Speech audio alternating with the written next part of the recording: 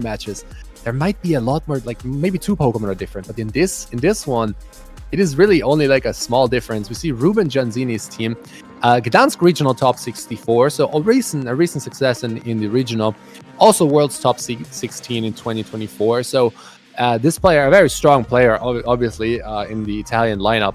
And yeah, what can you tell us about the team? Oh, we have the Amoonguss, Incineroar, Basculegion, Goldengo, Pelipper, and Archaludon here. So the only difference between both of those teams in terms of Pokemon is that Alister has Sneasler over Incineroar, but there are a lot of differences in terms of like items. For instance, here on the Basculegion, we actually have the Splash Blade, and Alister is playing Choice Band, so that is definitely an important difference in terms of damage. Also, Pelipper here is the Terra Stellar Focus Sash. We have seen that before today, has done a lot of work. But Alister is playing a covered cloak version with Terra Steel since he has the Focus Sash on the Sneasler. Also the Terra on Archaludon. Here it is Terra Grass. On Alister's side it is Terra Bug. And so also a very interesting Terra that we have seen pick up, I think, a little bit in popularity. But yeah, focusing on this team first here, also having the Goldengo, I guess, could have a little bit of a tough time against this Archaludon when it comes to like using Make It Rain. But if you get a nasty plot going, a Shadow Ball onto Archaludon is definitely one of the best ways to hit it and just KO it quickly before it, gets too many Electroshots up. Yeah, the difference between like the splash plates versus choice band here is also like it can help in some situations, because yes, you do less damage, but you can also switch between moves, and that is very important with the Basculegion, because maybe you're up against a King Gambit and you want to click Aqua Jet, but you don't want to be forced to be locked into this Aqua Jet, right? So this is why this gives you a lot more flexibility, but in trade, like in return, you just lose damage, right? You lose this burst damage from Choice Band. But that's also why we see the Terra Water in this Basculegion. Not really a defensive Terra. It's going for this Terra Water, just outright damage. And yeah, like one other thing we can also see is the Stellar Pelipper, right? Also a Pokemon that with Terra Stellar can do a lot of damage. Like it can, like usually it would knock out a Rillaboom, but maybe with Terra Stellar, maybe you just get this little bonus on just knocking it out. And yeah, again, like a strong player, Ruben here, the Gdansk regional top 64, and like also a world's top 16 player is really like that is one of the hardest tournaments we have. So, but let's see who Ruben is up against. Yeah, Ruben is going to be up against Alister Sandover from Team Australia. Also, some great achievements here. 3-time Perth Regional Champion, NAIC Top 16 in 2018, and of course also played for the World Cup for Australia in 2022, where they made top 4, and World's top 32 in 2023. So yeah, 2 very strong players playing against each other here. And yeah, we already mentioned the team he has, Sneasler being the only difference in compared to the Incineroar on Ruben's side. And yeah, the Basculegion has the Choice Band. Like personally, for me, in the current meta, people, they tend to lead Basculegion and then just go for a flip turn and then bring it back later in the end game. And for me personally, I found that one of the best ways to deal with it in the end game is to, force it into a position where it locks itself into one move, doesn't have an opportunity to switch out again, and then have 2 Pokemon on the field where, maybe Wave Crash is good against one, Last Respect is better against the other, and then it, cannot switch moves. And that is the advantage Ruben has, as you mentioned, that with Splash Plate you can switch between those moves. And I wonder if we'll see either player bring the Pelipper, since, if one player brings it, the rain is already set up, and then maybe you don't need your own. But if both players think that, and both don't bring the Pelipper, then yeah, that both don't have the rain and don't get instant Electroshots, for instance. Yeah, it is a little bit of a guessing game. We also see like one of the key differences between the teams is the Sneasler for the Incineroar.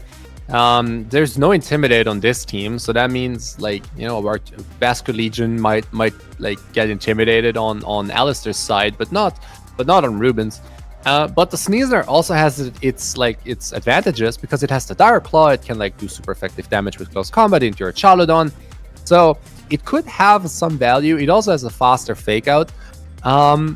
Yeah, also the Pelipper with the Covert Glow cannot get faked out, whereas the Pelipper on Ruben's side, having this Focus Sash, is always prone to being faked out and just like not getting to move for this turn. And we can see both have Tailwind, which means both can actually do a lot in terms of speed control here. But we jump right into the game. We see the leads already. We see the Archaladon and Goldengo for Ruben, and I believe... What are the Pokemon? It was the same lead. Oh no, it was the Sneasler and Goldengo there on Alister's side. Yeah. Yeah. So there is the option for nasty plots. Goldengo not really bothered by this Sneasler, so you can just set up for free. The question is, what will the other Pokemon do? Yeah, because the Goldengo is not bothered by the Sneasler, but the Archaladon most certainly is. It's going to switch out into the Amoonguss here, which is going to take that close combat from that Sneasler very, very nicely. But as you just mentioned, both of these Goldengos have an opportunity to either set up or just go for an attack. There we see Alister's Goldengo is faster, does go for the Shadow Ball, and just gets the knockout. And now the important question, of course, is, was that a speed tie, or is Ruben's Goldengo slower than Alister's? At this point, only Ruben knows that. Nobody else knows. Yeah, this was wild. Like, we see, like, close combat and Shadow Ball is a very good combo. You cannot Terra both Pokemon, right? Archaladon can protect. If it goes for a Terra, then yeah, it does not, like, it resists the close combat. But the Goldengo can, like, either has to protect or like takes the Shadow Ball. So this is a very aggressive play that also paid off. Like, you covered both Pokemon terrain, and that just paid off right away. Yeah, and you did go for a little bit of a gamble here on Alister's side, or on both sides really, if both players went for Shadow Ball, that you just, see, okay, is my Goldengo faster, or, maybe is it a speed tie, or, were both players confident that, okay, I am max speed Goldengo, so I should be faster unless it is a speed tie. So there was so much also to learn for, game 2 already in that first turn. And now the Pelipper is back in here, or comes in here with the Amoonguss. So, Amoonguss obviously cannot put the Goldengo to sleep. And, Goldengo, I guess, has to respect maybe a Weather Ball from this Pelipper. But once again, there is the potential for a double up to just happen from Alister. And Pelipper, expecting that maybe, goes for that Protect. Does take the Dire Claw with the Protect. Now I'm wondering if the Goldengo is also going to go for an attack. Yes, it is a double up into the Pelipper. So now Amoonguss probably putting that Sneasler to sleep, so, Pelipper having its Focus Sash will take at least one move from this Goldengo. Yeah, that is the best turn Ruben could have gotten here. I think the double up into the Pelipper means the Sash is intact, one Pokemon is asleep, and now Alister is forced to somehow reposition maybe, because like the Amoonguss doesn't really do a lot, right? The Amoonguss can't really touch the Goldengo. It doesn't really do a lot of damage to the Sneasler. It can maybe break the Focus Sash. And so we also see Ruben also probably thinks that, switches out right away, brings the Archaladon back in, and we've seen goes for a Tailwind in order to get the speed control. Sneasler, of course, sleeping, taking a little nap, mandatory sleep turn, and to make it rain does a little bit. Make it rain. Okay. Interesting here. I would have expected maybe another Shadow Ball to come in here because, as you said, the Amoonguss is not really doing much here. So, aside from it maybe staying in and breaking the Sneasler's Focus Sash, I think the Archaladon switch in was relatively safe. Although, of course, there was also the danger of Goldengo maybe setting up a nasty plot. But then again, the Pelipper here is in a great position to either just go for a Weather Ball or, as it just did, set up that Tailwind. And now this Archaladon, being at full HP, can just start setting up some Electro Shots. Although, the Sneasler has burned its mandatory wake-up turn, so you definitely need to keep that in the back of your mind, that if it gets a close combat onto you, even if you're at +1 defense, that is going to hurt. Yeah, and this Goldengo can't even Terra out of like this Electro Shot, so no matter what happens here, this Electro Shot will do a lot of damage. It can't go for Terra, it can't go for a Terra Dragon or something. We also see no protects on Alister's side. This Goldengo will probably not go down, but will be very low. Yeah, it will be very low, so it gets to attack once again. Hurricane hits the Sneasler. If this Sneasler wakes up, this might be the end for this Pelipper. Yeah, it might very well be. The Sneasler here hanging on to its Focus Sash and taking another turn of sleep here, as a Shadow Ball is probably going to take out this Pelipper here. So that means that Ruben only has the Amoonguss left in the back now.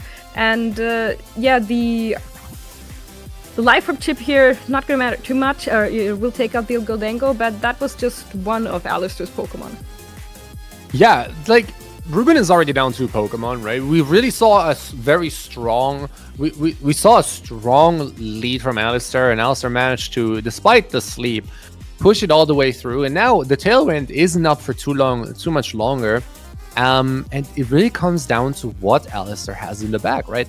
Does he, like, do they have an answer for this Archaludon? We see the Amoonguss, which definitely is an answer to this Archaludon. Yeah, but of course Ruben does have the correct Terra in, if he wants to counter that Spore, is the Terra Grass Archaludon. We know Alister is Terra Bug on his. So yeah, there is the opportunity to possibly go for that, but Amoonguss still here in a position to force that Terra, and then perhaps if there is, maybe a Pelipper in the back could hit it with Hurricane, or if, you go for Terra Grass to not get spored, the Sneasler could wake up, and you could get a Dire Claw, although I believe there is still 1 turn of Tailwind, so yeah, you would have to protect that Sneasler first. Yeah, and despite all of that, like, Terra Grass also means you're now weak to Pollen Puff. And yes, there is the Assault Vest on this Archaludon, but we have seen Rillabooms go down to a Moose as well. So if Rillaboom can't stand, then can Archaludon is the question. We see the Electroshot coming out, charging up, giving it a +1 boost in special attack, which means it is now +2 and will hit very hard.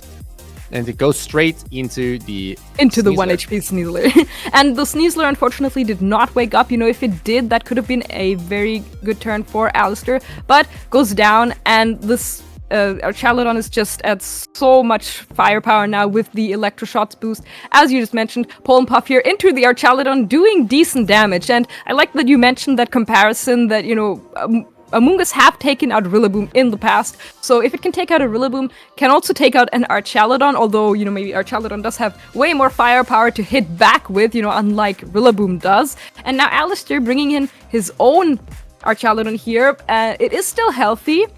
It doesn't have any special attack boosts, though.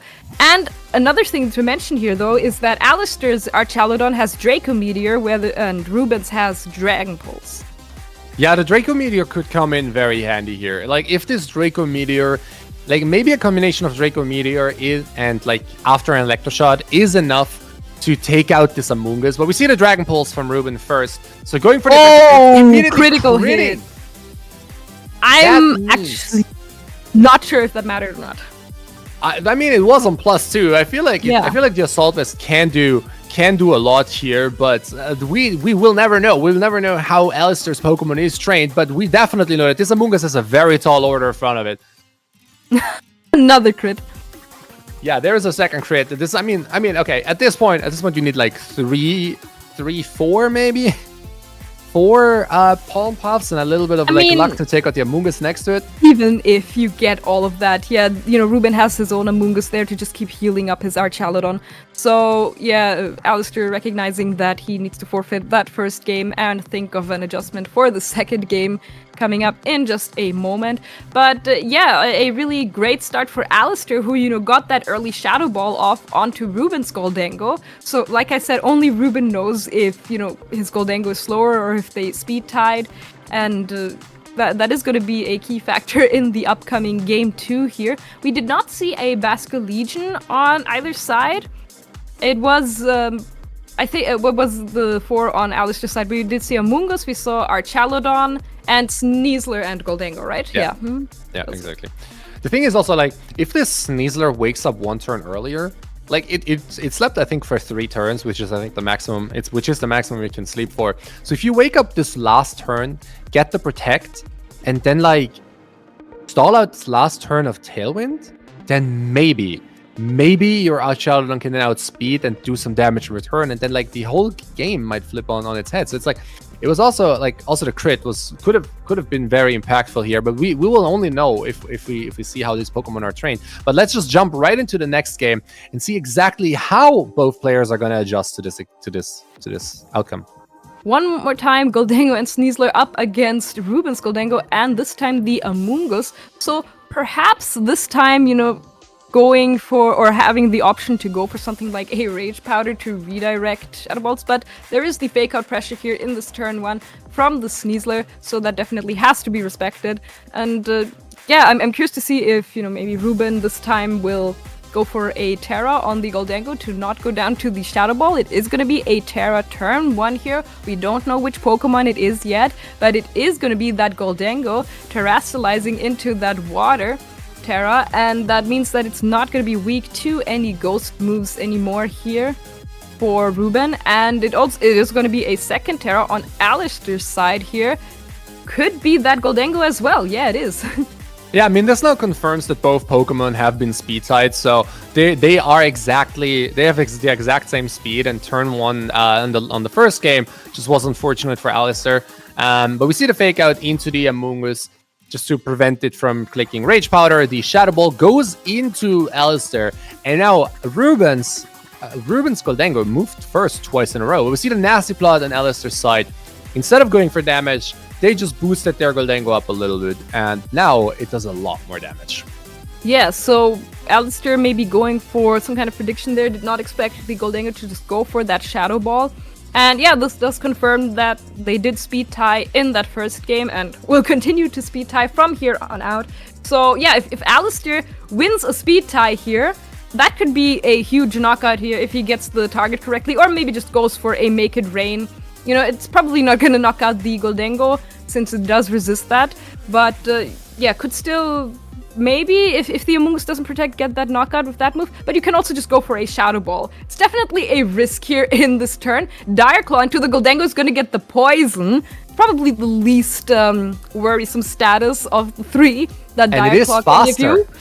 Oh, wins the speed tie. He wins the speed tie. Yeah, he gets a knockout on both Pokemon, really. The Dark Claw, the poison didn't really matter in the end, but both Pokemon were knocked out because the Amoonguss didn't go for redirection. If this Amoonguss went for like a Rage Powder, then the Dark Claw wouldn't have come in, and the Goldango might have survived. Yeah, that is a good point, because at this point both players knew that both of their Goldango speed tie, and none of them could safely know, which one would go first. But if you go for Rage Powder on that Amoonguss, then at least, you redirected away the attack from the Sneasler, and the Goldango, you redirect away the Shadow Ball, and if it goes for a Make It Rain, your Goldango at full HP, should be able to take one of it, and then can attack back. But yeah, both of his Pokemon just go down to that double up of Sneasler and Goldango, and now it is only Pelipper and Archaludon.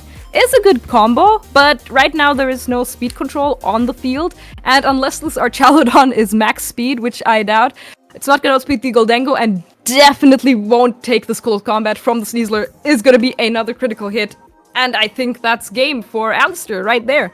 Yeah, here's the crit in return. This is probably the Sneasler decided, hey, now I'm not asleep anymore. I can fight back. Goldango goes for the Make It Rain. We now also have a little bit more information on the speeds of these Pokemon. Pelipper survives, doesn't need its Focus Sash. So I mean, it sets up a tailwind, but I don't think the speed will matter here. I am very honest with you. Definitely not. I think Alister might as well. Unless Alister attacks his own Pokemon, this is a win in Australia's book. And then we'll go to a game 3, very close matches here, mirrors as always, very interesting to see, and especially if the Goldango speed tie. Yeah, but also too, this game was a very quick one. It was, what is this, the third turn or the fourth turn, and it's already over. I think it's not just because of speed ties that were won in the situation. I think Alister just got, pressed the Nasty Plot when Ruben clicked the Shadow Ball, got that set up, and then the fact that Ruben did not go for that Rage Powder, as we just mentioned, meant that the +2 Goldango was free to just dish out huge amounts of damage, and the Sneasler, it doesn't need any boost. The Dire Claw is already powerful enough, and yeah, the poison really didn't matter. Once that Nasty Plot is set up, Sneasler and Goldango, just a very deadly combo, especially if, you're the fastest Pokemon on the field. Yeah, I think this Rage Powder, but I was thinking in that moment that maybe Rage Powder is also not the safest play. I understand why Ruben didn't maybe go for it, because if the Goldango fires off a +2 Shadow Ball into the Amoonguss, knocks out the Amoonguss, then close combat could knock out No wait, speed turns are different. It's Never faster, mind. yeah. No, this was a very safe play. This was a very safe play from Alister actually. Like I don't like maybe Ruben thought they would survive, but we'll see. We'll see. There's a game 3 that we're about to head into, and in game 3 we'll see how they adjust. Right? Will they lead the same Pokemon again? We saw that Ruben didn't lead with the Archaludon this time around, but brought the Amoonguss. And no, it's back to Archaludon. It's back to Archaludon Goldengo. Same leads as in game 1 here on both sides, heading right into this game 3. And yeah, now the question is, of course, at this point, you know, both players now definitely know that both of their Goldengos speed tie. So, you know, Ruben can play this a little bit differently. Although, you know, he did win the game 1, so maybe it's Alister who has to think this game, or think this turn 1 through a little bit more. But there are definitely also different options for both players to go to. But Archaludon, I was just gonna say, really have to respect this close combat from the Sneasler, so either Terra or switch out does switch out into the Amoonguss. Very safe in my opinion. And we are gonna see a Terra here directly in turn 1 as well. Is gonna be on that Goldengo, turning into that water type. So no longer immune to both of Sneasler's move, but will at least not go down to just one Shadow Ball from the opposing Goldengo. And yeah, actually only Alister's Goldengo going for that Terra. Close combat, Amoonguss taking that very, very nicely. And now, which Goldengo is going to win? Speed tie. It is Alister's once again. When the Goldengos face each other, it is Alister's Goldengo that just takes it out. The Shadow Ball is enough. Ruben went for the risky play, did not Terra. Decided, okay, I'm going all out here. I will try to take down your Goldengo without Terraing mine, because I will need to Terra for an Archaludon maybe or a Pelipper later. And now we're back to game 1. Yeah, no, we are back to game 1 basically. You're right. It comes down. Okay, now how will the players play it differently, right? What will happen? Will they go for will Ruben go for like maybe a different play? Will they put the Sneasler to sleep again? But then Alister can also just switch in their Amoonguss if they have the same leads, right? Or if they brought the same Pokemon. So switching into Alister's Amoonguss here might actually be a very game-changing change compared to game 1.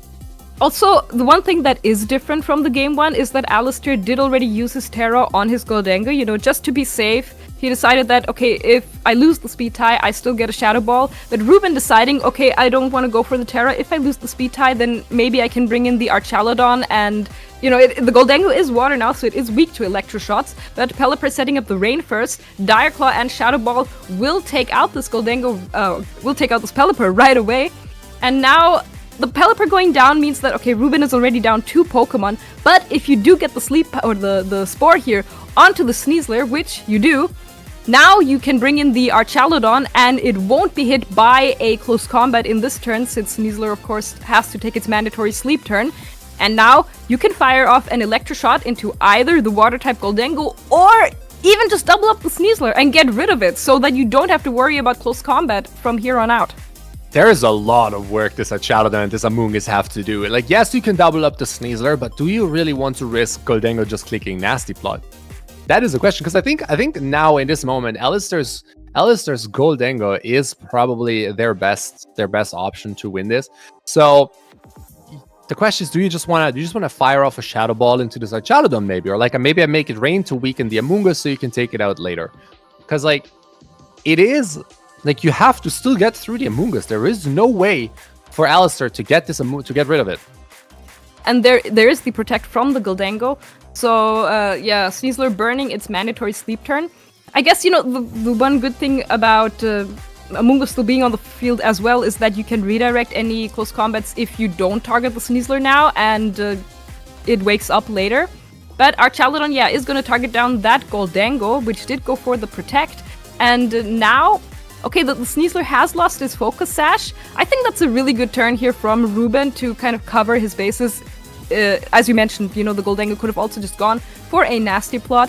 And now, it's gonna be crucial if the Sneasler wakes up or not, you know.